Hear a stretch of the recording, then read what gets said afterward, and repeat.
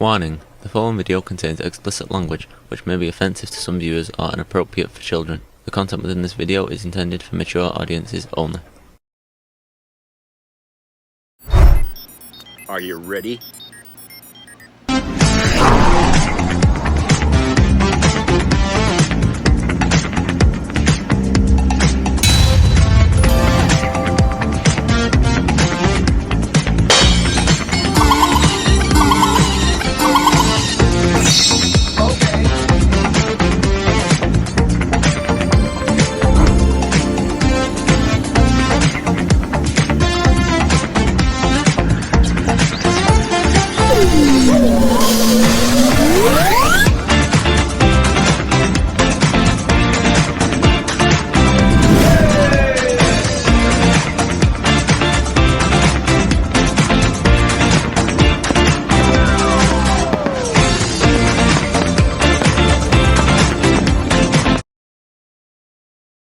During his speech in North Carolina yesterday, Donald Trump made several false claims about the economy and what he accomplished during his time in office. Joining us now with a fact check, former Treasury official, Morning Joe economic analyst Steve Ratner. Steve, at the Southwest Wall, great to see you. Let's dive right in. First up, here is what Donald Trump said yesterday about the economy during his administration. We had the strongest economy in history. There's never been a country that had an economy like us. I gave Harris and Biden an economic miracle, and they quickly turned it into an economic nightmare. Steve, this is an oft-repeated claim by Donald Trump that he had the strongest economy of all time, and now he's adding he handed Joe Biden an economic miracle. What's the truth about that? Not only did he not have the strongest economy of all time, he didn't even have the strongest economy of the last two presidents, himself and Joe Biden. And so let's take a look at some of the facts here. First, the best measure of an economy is its growth rate. GDP growth rate. And so when you compare the two, and I have adjusted out COVID in fairness to both presidents, although you see it doesn't actually change the picture, Trump grew his economy at a rate of about 2.6% a year, which is actually not a bad rate, and that excludes COVID. Biden grew his economy, has grown so far his economy at 3.5% a year. If you take out the effects of COVID, the disparity is even greater. So I've done this as honestly as I can do, and no matter how you do it, it doesn't come out in Trump's favor, even against Biden, let alone against 5,000 years of other economies around the world. Secondly, you can look at jobs. That's a very important thing in an economy, obviously, to Americans. And again, I've adjusted out the effects of COVID. 182,000 jobs on average a month created by Trump. 271,000 jobs on average created by Biden. Again, if you take out COVID, the disparity is far greater. So that is one of his most preposterous claims. Yeah, the numbers don't lie, and he has made that point. We were cooking along, and then COVID came, and that's not my fault. We can talk about that more, of how he handled COVID. But even adjusted for COVID, you're saying Joe Biden has had the better economy. All right, let's move on to energy. This is former President Trump talking yesterday about American oil production and energy independence. We were energy independent 4 years ago. Think of it. Today, we're getting energy from Venezuela in the form of tar. Steve, what do the numbers show? Well, first of all, we were never energy independent under Donald Trump. In fact, we really haven't been energy independent going back until sometime before 1950. You can see that the amount of oil imports that we had during Trump did in fact decline. This is part of a long progression that goes back to the mid-2000s. It's nothing that he particularly did. It continued under Biden, and lo and behold, the first time we have been energy independent as it applies to oil was in 2023 under Biden's presidency, when we actually exported a bit more oil than we imported. Now, Trump is hung up on Venezuela. I'm not exactly sure why. He usually likes dictators. In this case, he seems to not like it as much. It is a fact, as Trump said, that Venezuelan oil is bad oil. It's very heavy. It's very polluting. But look what happened to Venezuelan oil imports over the last 7.5 years. Under Trump, we averaged 10.3 million barrels of Venezuelan oil a day coming into this country. Under Biden, we're down to 1.7 million barrels a day of Venezuelan oil. So the idea that somehow Biden is the one who brought in all this Venezuelan oil is absolutely directly contradicted by the numbers. As is often the case, exactly the opposite is true of what Donald Trump says. In fact, we are not running on Venezuelan tar. Okay, let's talk about migrant crime. Donald Trump yesterday in North Carolina went on a tangent about what he claims is a surge in migrant crime. Here's what he said. They all said I was wrong when I said that migrant crime will reach epidemic proportions. And now it's much worse than that. It's a lot worse than epidemic proportions. It's beyond control. We have a new category of crime. It's called migrant crime. And I think it's going to end up being the worst category of all. All right, Steve, what does the data show? Well, you know, it was supposed to be an economic speech, but he can't help himself, and he has to get off into things like migrants and immigration and the border and crime and all that kind of stuff. But once again, the facts are not quite what he said. First, let's just talk about crime in general. He likes to think the country's in the middle of some crime wave. That is actually not true. Violent crime per 100,000 people has dropped 26% under Joe Biden, from an average of 398 per 100,000 people down to 294. What is even more amazing is that it, in fact, ended Trump's administration slightly higher than when it began, or certainly, at best, most favorably. You can't see any improvement under Trump's administration. All the improvement has been under the Biden administration. Now, there's the fallacy of migrant crime. If you read the New York Post, you'd think, of course, all crime was committed by migrants. But in fact, and we've talked about this, I think, before, but it's really quite dramatic. If you break crime down between native-born Americans, documented immigrants, and undocumented immigrants, you can see that native-born American crime rate is actually higher than it is for documented immigrants and way higher than it is for undocumented immigrants. That's true whether you look at violent crime, whether you look at property crime, when you look at drug violations. The fact is, immigrants actually commit fewer crimes than Americans. And for the undocumented immigrants, it's not totally surprising. They don't want to get sent back to wherever they came from, so they tend to behave themselves better than a lot of Americans and a lot of documented immigrants. So this is a complete fiction that Donald Trump has created. And Steve, right on cue, the New York Post this morning on its cover has an 11-year-old Venezuelan child in handcuffs, talking about the problem you just outlined. Great charts, telling the truth as always with data, Steve. Hello, everybody. It's Jeff.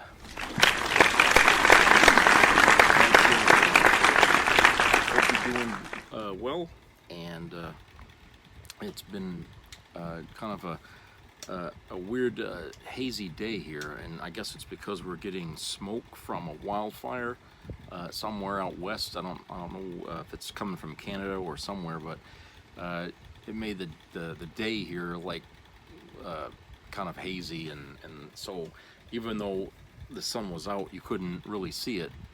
So I imagine the air quality was pretty nasty. And at the same time, there's supposed to be a concert out tonight down by the waterfront, and you know there's a lot of people in Bangor today, and it's like, you know, I don't know if it's going to rain or if it's just going to be like this all night. I don't know, but it never fails when, you know, some kind of event comes to Bangor or something like that. The weather turns shitty. You know, you just can't control it. You know, maybe one day in the future, mankind will figure out how to create the weather, you know, or something, and you know, we'll have full control over when it rains or when it doesn't rain. You know, who knows? But Trump, you know, I'm as sick as everyone else is out there about Trump. I mean, his face is on the fucking news all the time, and it's usually not in a good way. All right, this man brings more fucking bad luck and more misery than we really need to be exposed to, because a lot of it is self-made. Okay, a lot of the problems he creates for himself are just him. All right, now when he was president, yeah, the problems that, you know, his flaws created a lot of problems in America too. All right, but since he's been out of office, you know, he's been paying for the crimes that he committed and the crimes he's been committing for a long time, and so it's kept him in the fucking news. And I think, you know, despite the lies that were illustrated here on MSNBC, I think the biggest problem that Trump has, you know, isn't so much the lies that are easily debunked every time he gives a speech. It's the fact that America is tired. They are tired of Trump. They are tired of hearing his bullshit. They're tired of hearing the lies. They're tired of hearing his crimes, and they're tired of you know, of hearing his off-the-wall plans, which, you know, don't seem to make any sense to most analysts out there. Okay, they don't know where he stands. Even those people that are donating to him can't really say what he wants to do. Now, Trump won't even talk about much of what's in Project 2025, okay? Which is, you know, everybody's still trying to scratch their head on that because, you know, everybody knows about it, but he just doesn't seem to want to acknowledge it, okay? And yet, it seems to be a very important thing for MAGA, or at least the right wing. It's a very important document, manifesto. And they wouldn't have taken the time to make this fucking thing if they weren't going to do anything with it, right? So there you go. So Trump has been absent on that. And I don't know if it's because he was told not to talk about it, or if he just can't remember, you know, to talk about it. You know, when it comes to certain things, his memory's pretty bad. You know, he just doesn't seem to remember much, especially when he talked about a helicopter crash that never happened, and you know, where he was with somebody, and you know, they tried to verify the story, and it just never happened. But to him, he talks about it like it happened yesterday. You know, so either he's you know, having hallucinations, okay, or he can't remember. Either way. It shows a mind in decline, all right? The more he lies and the more he tries to back out of it, the worse it makes him look mentally. So that's another thing that's against him, you know, besides the fact that we can debunk all his lies so easily after he tells them. You know, he can't stay on focus with the fact that he's running for an office here. This is a campaign. This is not a guy going to different schools and sitting down reading a little book to kids, a classroom of kids. He's treating everybody like they're stupid, okay? Remember, he says he likes the poorly educated, probably because, you know, he's not very well educated himself, and, you know, he can talk to people with low education. Maybe that's why so many people in MAGA are so cling to him, because they can understand him. You know, they understand him because he's of a caliber that's equal to theirs. And since he likes the poorly educated, he must be poorly educated too, right? I mean, I'm not just saying this because I hate the guy, of course I do, but he said this himself. He said it. You could look it up, quote it. He likes the poorly educated. Well, they're easily duped, okay? He can talk on their level. He doesn't have to know a ton of big words or anything like that in order to do so. And like I said, when it comes time to talk policy, he knows it's not gonna work. People aren't gonna understand. Poorly educated people aren't gonna understand policy. They don't know about that stuff, you know. So he doesn't talk about it. Instead, he goes on that crazy ass trope of America is in decline, and we're going to be in a Great Depression again, and World War III is just around the corner. The same old doom and gloom shit, you know, that he's been saying for months and months and years. Okay, he just can't stop, and nobody can seem to stop him. And those people who are younger than him and smarter than him are, you know, why they're not trying to get him to change his tune, I don't know. But it's getting bad now. It's getting bad, you know, to the point now where, you know, people are starting to just say, enough of this. Screw Trump, screw his fucking doom and gloom. You know, it's bringing me down. And if you're making me miserable all day long, you know, I'm just gonna go listen to the other person talk, because hey, they're hopeful. They got a plan. They know what they're gonna do. They're gonna hit the ground running on day one. They know what they're gonna do. Okay, and they're telling us, and I like what they're saying. Okay, who do you think is gonna win this fucking election? You think the majority of the country is gonna go for doom and gloom? Okay, or are they going to go for hope? You know, it really isn't so much about the lies. We all know he's a liar. Everybody knows this. When somebody says, oh, Trump lied, it's like, what else is new? Okay, He lies more than he talks, or breathes, rather. I mean, he lies more than he breathes. He can't tell the truth. I mean, he must have he's got to have a compulsive lying issue there, a problem. I don't know what it is. He's got some kind of a mental block there, and somebody needs to do something about that, because he's brought down the whole family, his whole family. I mean, they're ashamed of him. Okay, they distance themselves from him. You know, they don't want to do anything or talk to him or nothing, because he's brought so much shame to the name Trump. You know, he's a pariah in that family. You know, and you got members of his own family coming out against him. So, you know, when you got that going on in his own house, how do you think that's going to translate as a leader of a country? I mean, we already saw what happened 4 years as president. He nearly destroyed this country because he has a problem believing the facts when he sees them and telling the truth. Really, that's his big problem. His own mouth, and that's what's going to do him in November, is his damn mouth. And I'm telling you right now, no matter what what anybody says, okay, from here on out to the election, to Trump on how to improve his performance, he's not going to change. Okay, he can't stick to somebody else's message. He wants to tell his own story, his own doom and gloom. That's what he wants to do. He can do that all day long until the cows come home. It doesn't matter to him. Okay, talking about, you know, depressing things. It's easy to remember that, because you don't have to remember it. All you got to do is just vomit that shit every time you're in front of an audience. Okay, and for some reason the audience can't get enough of it. But that audience is dwindling day by day. Okay, and a lot more people are just throwing the finger up at Trump and saying, I'm out of here. You know, I'm sick of this. They take the hat off and they throw it on the ground.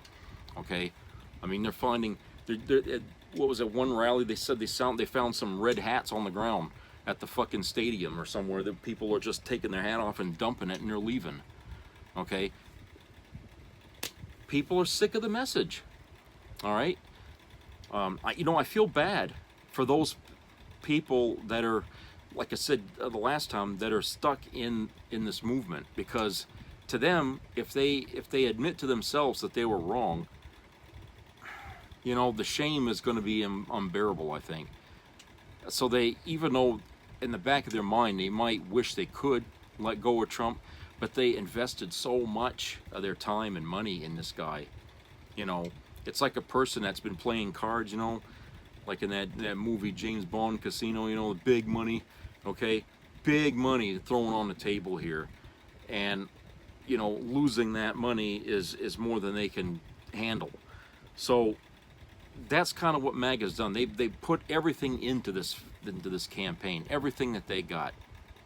And unfortunately, they're not going to get a return on that. It's going to be a loss. And, you know, some people are already predicting that maybe Kamala might win both houses this November in this election. Okay, I don't know by how much. If she does get it, it probably won't be by a lot of seats, which is what Democrats are hoping to get, because if they can get 60 seats in the Senate, then they can get, you know, they can change the Supreme Court and do something with that. Okay, but I don't think we'll be lucky enough to get that, because you know, when it comes to the House and Congress and stuff, I mean, you know, the attitudes about those two places there is really different than how we look at the White House and the presidency. I mean, a lot of people put a lot of emphasis on the president, which you really shouldn't, though, because, you know, the president can say or do things and maybe do some executive actions every once in a while, but without the Congress and the Senate at his side, or her side, you know, you can't, it's like a lame duck presidency. It's just, you know, and maybe that's what the MAGA movement can only hope for at this point, is that they're going to have to write off the White House and focus on the House and Senate races, and hopefully, you know, turn Kamala into a lame duck president. I mean, that's really the best they can hope for at this point now, because I don't think Trump's going to do it. I really don't. I think every day now, since Biden dropped out, I think Trump's decline has been noticeable by everybody, because the whole transition from, you know, Trump versus Biden to now Trump versus Kamala has changed the entire dynamics of this fucking election, and the demographics have also changed. Okay, the same people that he's been hammering on, okay, the immigrants and the blacks and all, okay, all those people that he's been attacking, now he's going to need them if he intends to win the White House. But he can't, because he spent the better part of the year, you know, crapping all over them, especially the women on that score, okay, saying, oh, they got to be punished, you know, for having abortion. He's been going around saying all these nasty things, okay, and now he's desperately going to need all their help. Those people that the MAGA movement doesn't like, he's got to reach out to them. And I don't think anyone's going to trust him. They certainly, after all this time of crying wolf, you know, they're not going to listen to him. And like I said, America's sick and tired of him. They're tired of looking at him, hearing his voice, seeing him on TV, you know, for what the hell he's doing and what he's not doing. I mean, the media has been so obsessed with him, that's actually worked against him. Okay? If they only covered him at the rallies and stuff like that, instead of hearing him talking to Elon Musk and then hearing him talk to reporters for 2 hours and saying nothing, you know, that's really important. I mean, if they would spend less time covering every move this man makes, I think, you know, maybe his popularity wouldn't have taken such a drastic hit as it did here in the last 3-4 weeks, okay? I think, you know, we're going to be seeing, you know, the end of Trump and, you know, MAGA scrambling to try to pick up the pieces left in his wake. And then next year, it's going to be about Trump in trial for this, Trump in trial for that, you know, and bitching about the election. Oh, it was stolen from me, and yada, yada, yada. The same old fucking crap. He's going to try and sing that song again for however long he wants to sing it. I don't think America's interested in hearing that, you know, the Democrats cheated. They couldn't prove it that the last time. They're not going to be able to prove a cheat this time either, okay? And the fact is, who's going to believe him? He's such a liar. I mean, the boy that cried wolf, he's the very, it's more like, you know, the Trump that cried cheating all the time, you know?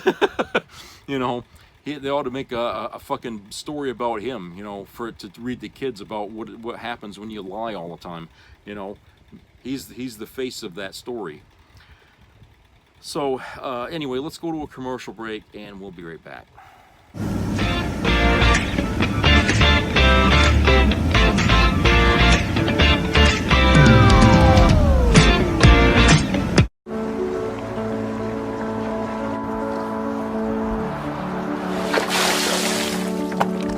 This is me. This is me.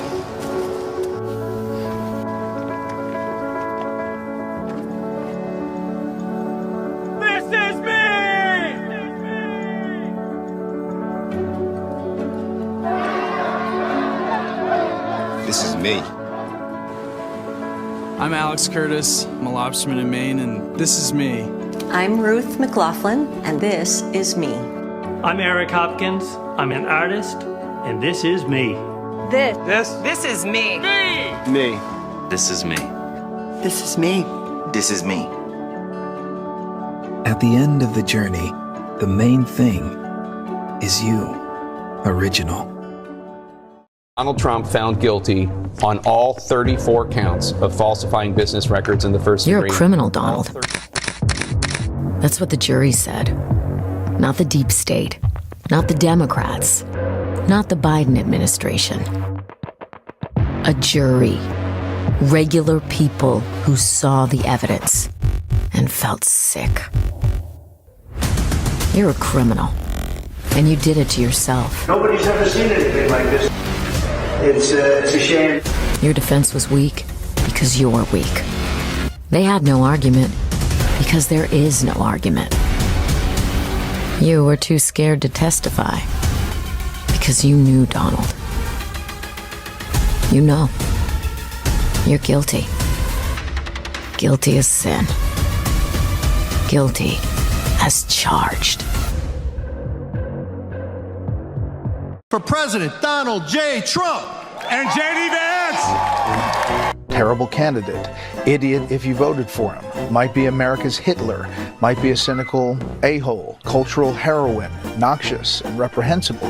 But I can't stomach Trump. I think that he's noxious and is leading the white working class to a very dark place. He's leading our political discourse to a very negative place. If Trump is elected president, he has to be a much different president than he was a candidate. As a candidate, he was fundamentally divisive, arrogant. I'm a never Trump guy. I never liked him.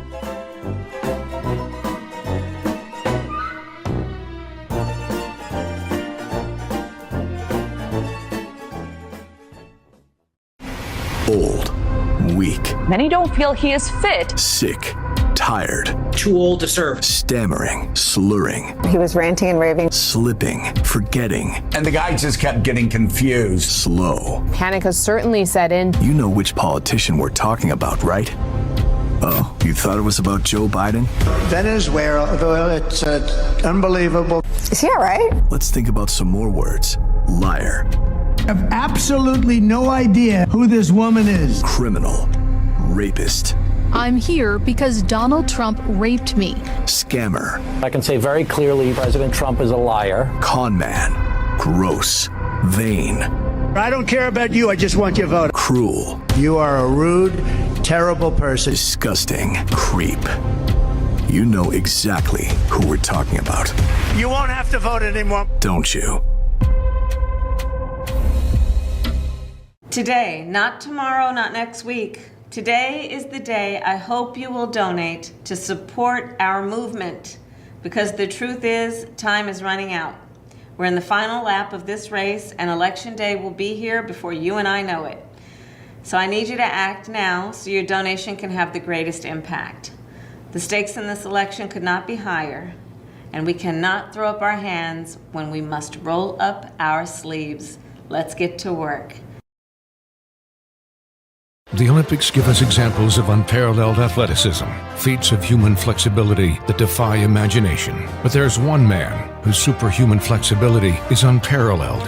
That man is J.D. Vance. Just watch as J.D. Vance flips on his most passionately held beliefs. I'm a never Trump guy. I never liked him. I think that he's noxious and is leading the white working class to a very dark place. Tonight, we celebrate he is our once and future President of the United States of America. Unbelievable! Do you believe in miracles? Okay, here we see J.D. Vance trying the technically complex and difficult move of dodging his comments about women. We're effectively run in this country by a bunch of childless cat ladies. As a parent, you should have more power. You should have more of an ability to speak your voice in our democratic republic than people who don't have kids. Of course, for a whole host of reasons, it's not going to work out for some people. We should pray for those people. Oh, incredible! Just incredible! Can you believe he does all this from the comfort of his couch? Wow! Just wow! J.D. Vance, the undisputed champion of intellectual dishonesty. It's never the Republicans who ever bring up race. Is she Indian or is she black? She was Indian all the way, and then all of a sudden she made a turn and she became a black person. This woman, this disaster whose only qualification was having a vagina and the right skin color. Either Kamala Harris, she's the original Haktua girl. She's never earned or won anything. Pimp's trying to find a woman that's weak. You know what I mean, man? Jive turkey? That's not how I remember Kamala Harris speaking. That sounded a little bit more, I don't know, a little bit more jive to me. Kamala Harris is a JV player. She is a DEI pick. She was a DEI hire. The DEI vice president. She would be the queen of DEI if she were elected. Affirmative action. You're selected because the melanin in the content of your skin. Is it possible that she's getting whiter? Whiter? Yeah. I think they've been. Have you seen her lately? Like, it is weird. It's like she's like a biracial werewolf. Just. I've noticed she started wearing. She's a DEI hire, right? She's a woman. She's colored, therefore she's got to be good. So racist.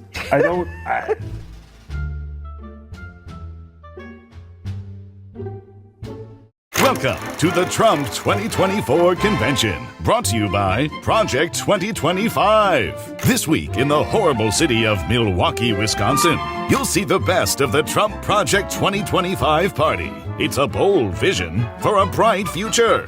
With Trump Project 2025, you'll love how new tariffs will make everything more expensive and set off runaway inflation. We know you'll appreciate paying for the big tax cut our struggling billionaires need. When you seniors are done freeloading, check out Project 2025's plan to end Medicare, Medicaid, and Social Security. So get out of that nursing home bed and get back to work. And ladies, this convention has so much in store for you. With Project 2025, you'll learn how good you'll have it in the kitchen. Girls, if your marriage isn't working out, you'll need Project 2025's helpful tips to keep the romance alive, even if he's abusive, because we're getting rid of divorce. And if Mr. Wrong gets you pregnant, welcome to motherhood, because we've ended Roe v. Wade and we're going to criminalize birth control. And minorities, well, you didn't need those silly voting rights anyway. For you Jews, Muslims, Mormons, and other fake religions, you'll get a head start on learning America is a Christian nation. Project 2025 is Donald Trump's plan for your future, and it couldn't be any brighter. Project 2025 Bright Future Guarantee applies to white evangelical Christian men only. Other conditions may apply. Offer not valid in a functioning republic. Be a part of the entertainment value of a lifetime.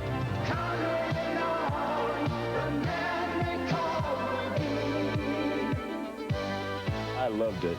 It was the best performance I've seen in a lifetime. I loved the show. I liked it very much. He's a very entertaining man. It's well worth the money. Now appearing in Charlottetown, coming to Halifax November 6th to the 18th, and St. John November 20th through the 26th.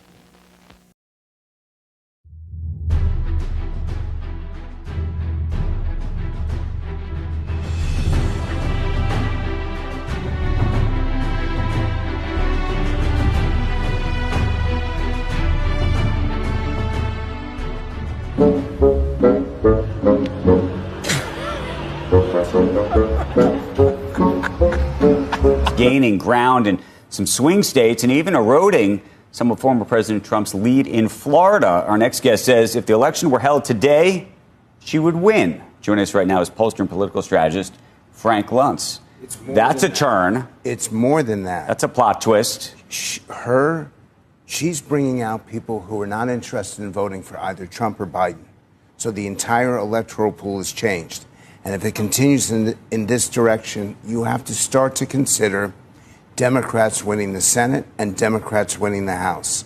The actual people who are participating, she's got intensity now. She's got an intensity advantage. She's got a demographic advantage. And I haven't seen anything like this happen in 30 days in my lifetime. How big is that marginal extra voter that she's bringing in? I mean, how much does that change the pool? 1%, maybe 2%. That's it. But that's enough. Right. Can I just ask you, though, about the veracity, frankly, of the polls right now? Because you go back and look, and there was an interesting report yesterday showing that if you look at where Donald Trump was in terms of what the polling showed, this is back in 2016, undercounted. You go even in 2020, undercounted. And so, you start to think about the, margin of error situation where maybe she's up, 1 or 2%. But, is the Trump vote fully counted? But that's why my process is not just to do the numbers. It's also to do the focus groups, to listen, to understand why people feel this way. And now my groups are broken up by young women saying, I'm not voting for him anymore. Make no mistake, there are 3 attributes, 3 components. So you think it's a switch? It's not, because you just said, I'm not voting for them anymore. So you think they were voting for Donald Trump, and now they're voting for Harris? The people who are undecided have all collapsed towards Harris. The people who are weak Trump have all collapsed towards undecided. It's this broad shift. I'm trying to do a focus group tonight with undecided voters under the age of 27 for a major news outlet. And I can't recruit young women to this because they don't exist as undecided voters. And you shift the demographics and you shift the entire outcome. There are issues, attributes, and the conditions of the country. The issues and conditions favor Donald Trump. He should be winning this election. But the attributes are so much in Harris's favor that he's not. That the very attributes that Trump offers, and the best example, you did the story on the UAW, why is Donald Trump saying publicly, I want to fire the same people that he's getting now, still getting union members. It's ridiculous. It's as though he's lost control. And I know that there are billionaires who watch this show who are spending a lot of money on Donald Trump, and they don't understand why he's committing political suicide. What can he do? Are these problems fixable? It sounds like the reason why women or undecided women are now deciding to vote for Kamala Harris, those are things that cannot be fixed. Yes. So there are three issues. Number one is affordability. We should not call it inflation ever again.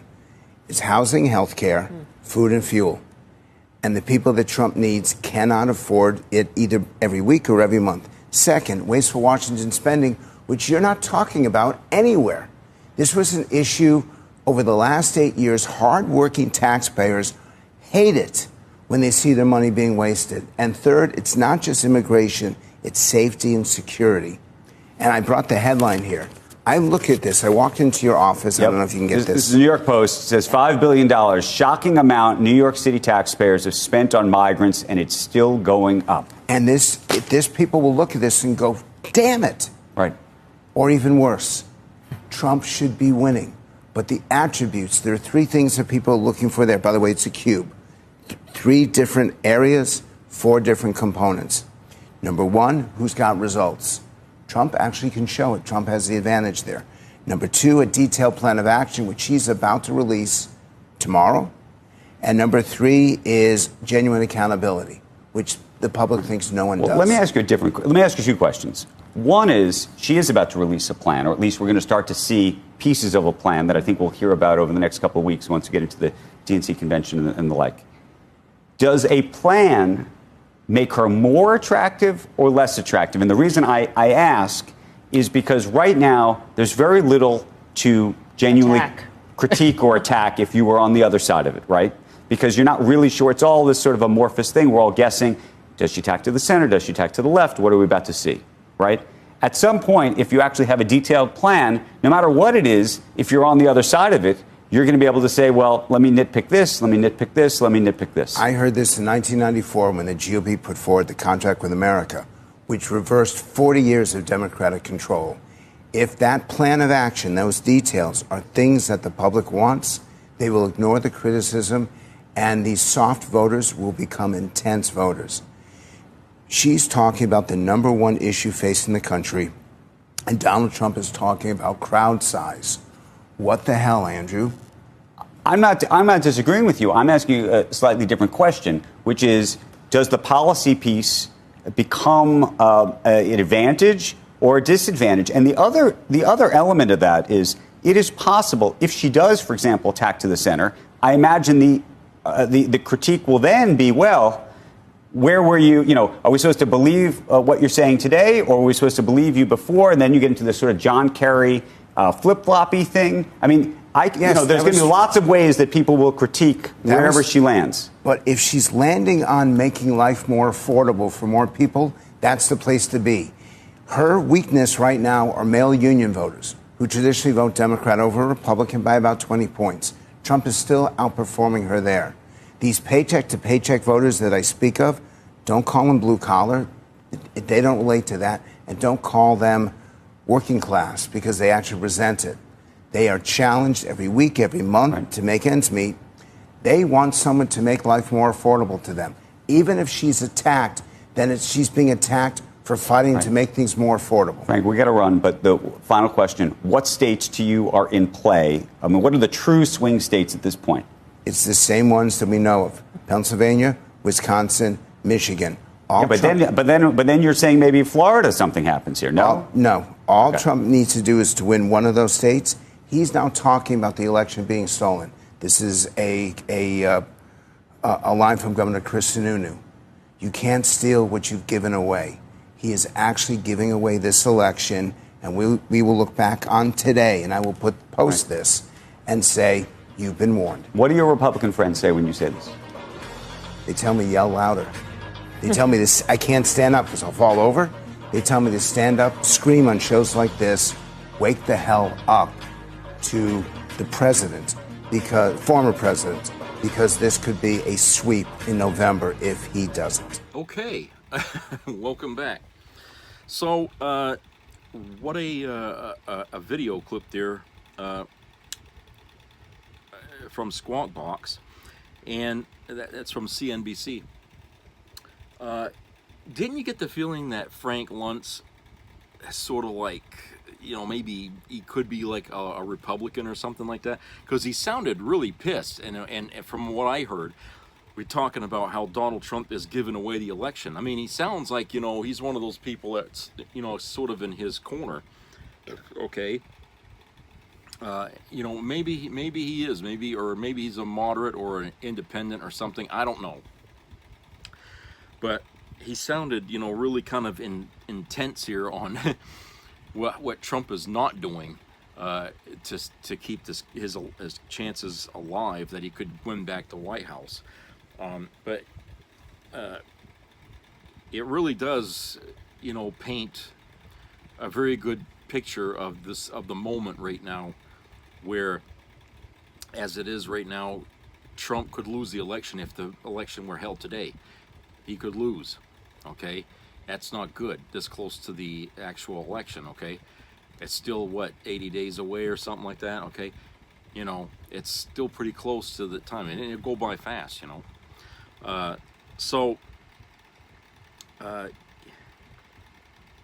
I'm sure that those people who are supporting Trump, which you can't really say the support mostly comes from his base, because there's really big money he needs, and who's going to give him the big money but his corporate buddies or something like that. But it can't be very good for them to hear that, because, you know, they want a return for their fucking money. They want to see those tax cuts. Even though they don't need them, they want to see those tax cuts. And if Trump ain't doing it, why would they want to keep giving him money? You see what I'm saying? Why do they want to keep bankrolling Trump if he's slipping here in the polls, I guess, as it were? Take him or leave him.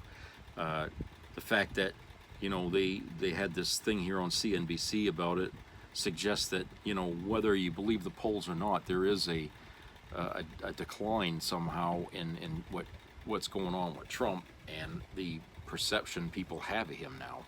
Okay, you know, and I certainly can see it. I don't need polling numbers to show that people are getting tired of Trump. But what I think, what a lot of people, like I said, that are so loyal to Trump, they don't want to believe it.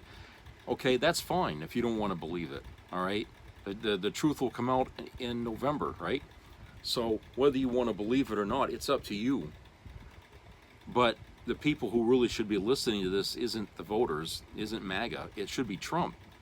Trump needs to be the one to listen to this, because if he's got people telling him the same thing that Frank Luntz was saying here in summary, and he's not listening, then it's going to be his fault that he loses the election.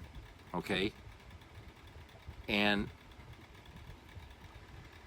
whether the voters agree with what Luntz says or not won't matter anymore at that point, right? So it's just, someone's got to grab his ear, or, you know, put his head in a vice and squeeze until he relinquishes, says, okay, I'll change my, but he can't do it. You know, when you're not using a teleprompter when you're talking, which he clearly doesn't, because every time they try to use it, I don't know what it is about Republicans and teleprompters, but they can't seem to get those things working. I don't know what the hell is wrong with them, but when he's not using them, it's like the worst fucking 2 hours you can spend listening to somebody rant. Okay? If he's got no direction to his speech and he can't stay on message, then, you know, why are we even there listening to him? Okay? Anybody can stand on a soapbox in the middle of town and do what he does. Anybody can. All right? That doesn't make that person a fucking Gandhi, you know, or somebody that's politically worthy or savvy to be going to the White House. Okay? It's just a fucking moron out on the street talking shit all day long. Okay? That's all he does. And so he needs to have structure to his speeches when he has rallies and stuff like that. He's got to have that Fuck Hulk Hogan, fuck the goddamn celebrities that he gets on the stage. He needs to get other politicians to stand with him up there, which he can't seem to find. Okay? He can't seem to find, people that work with him. They all don't want nothing to do with him. That ought to tell you something right now. I mean, right there. I mean, Christ, J.D. Vance, of all people, last year shitting all over Trump, okay? Now he's running with Trump. What kind of a team do you think that is? It certainly doesn't resemble anything like Kamala and Walz. Okay, they want to be together. They have a shared goal. But with Vance, you don't know where the hell he's coming from. He can't even tell the truth about his goddamn origin. So, he's a fucking liar. Trump is a fucking liar. They don't really like each other. They don't. Christ, he's off. One's off doing his own thing. The other one's doing his. Okay. That doesn't look like a unified team to me, and people like to see unity, and they're not showing it. So, somebody has got to snap these two back to reality, okay, and say, this is how America looks at you right now. What are you going to do to change that? And you've got 80 days to change it. You think he can do that in 80 days? I don't know. It took him months, years, to paint the picture that he painted of himself, Trump, Took all that time to paint, what you see at every rally he does. You can't undo that in fucking 80 days.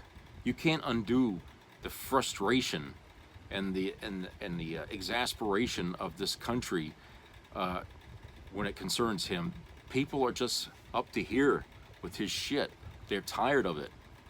All right, how are you going to change that in 80 days? He's really got. This is crunch time. Big time, and they may have to start looking about cutting their losses. MAGA. They're really going to have to start thinking about that and stop investing time and money on him now, okay? And just let the chips fall where they may come November, okay?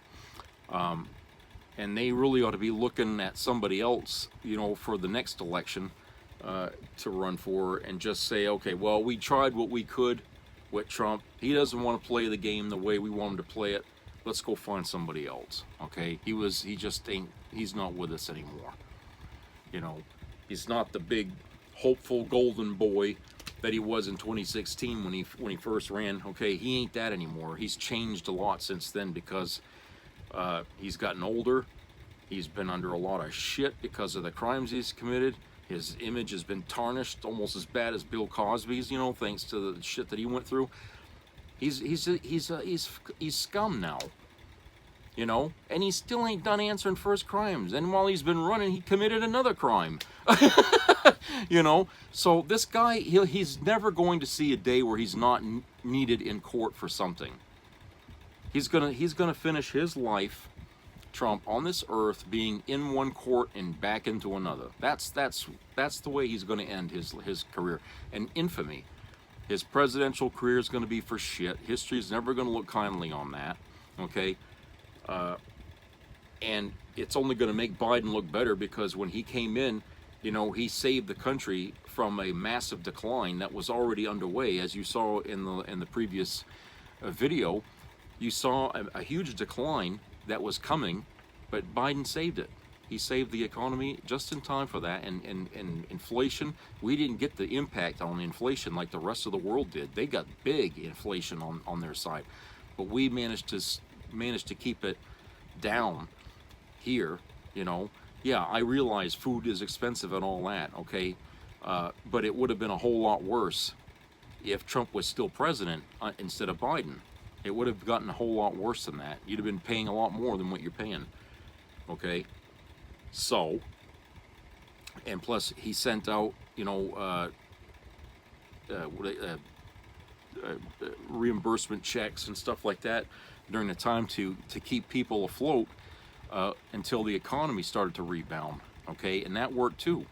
Now, I know some governors didn't do that in the red states, okay? They just, I'm not doing it. They just didn't want to feel like anything good could come out of Biden, so they wanted to leave their states miserable to set the stage for, a Republican return, I mean, how else are you going to convince voters that times aren't better than to just keep them from getting help, right? Stop any benefit checks coming and stuff like that, That's how you keep your red states red, is by keeping people miserable living in them. When people in the blue states are doing so good, okay, they don't believe it. Well, we're not doing good. How could they be doing good? Well, it's because you're living under a Republican state. That's why, okay? That's why your state sucks. So, like I said, it's really crunch time, big time for MAGA. Okay, all the fun and games that they had all year long, and all the bitching about Biden and this and all that. Okay, we've gone past all that now, and they need to fucking understand they're not running against Biden now. This isn't Biden. This is Kamala Harris and Tim Walz. And Trump still thinks he's running against Biden. But he's been telling the same fucking bullshit stories when he was running against Biden. Now he's just switched the name to Kamala and Tim Walz. Okay, same bullshit story, just different names. He's swapped the names. Okay, so which is it? Is it Biden or is it Kamala Harris? I mean, Kamala was vice president. How much could she have done, to make things that he's saying happen? Okay, all right. So like I said, it's up to them. Right now, the fate of their own campaign is in their hands. Democrats have got it in the bag. They've got it in the bag, and we're gonna win this thing. Maybe not by the numbers that Frank Luntz was talking about, but the White House will be ours this November. Okay, if Trump doesn't change his tune. And we all know what he's going to do. He won't change his tune. He's too arrogant to fucking see what he's doing as a mistake. Okay? And J.D. Vance, he's in this for the money. He got money. I'm sure Trump paid him to be on his running mate. He don't care. And when they lose, Vance will be back out there talking shit about Trump again, which, MAGA already knows. That's why they don't show up to Vance's rallies in any big numbers and stuff like that. Okay? They don't like him. They don't like him at all, and they're not going to like him still, even after they lose. So Vance's political career really could end soon. After, he's just a nobody. He'll just go around, probably get some panel show on Fox News or something like that. That's the most that man can ever hope for right now. Being vice president just ain't in the books for him. Okay, he ain't destined for that position. He never will be. Okay, he doesn't have enough time as a politician to even go that far yet. Okay, he don't deserve that position yet. Christ. All right, let's call it a day here, and I'll come back and catch up with you again later. So please subscribe, comment, and share. All right, and keep your ears open for health-related issues, and treat each other nice out there. And be careful of people trying to hoodwink you into doing things either online or out in the public. Okay, there's scammers everywhere, and so just keep your senses about you, and use a little common sense. Don't fall for everything. Double check stuff, as you go. So take care of yourself and each other out there, and I'll talk to you later.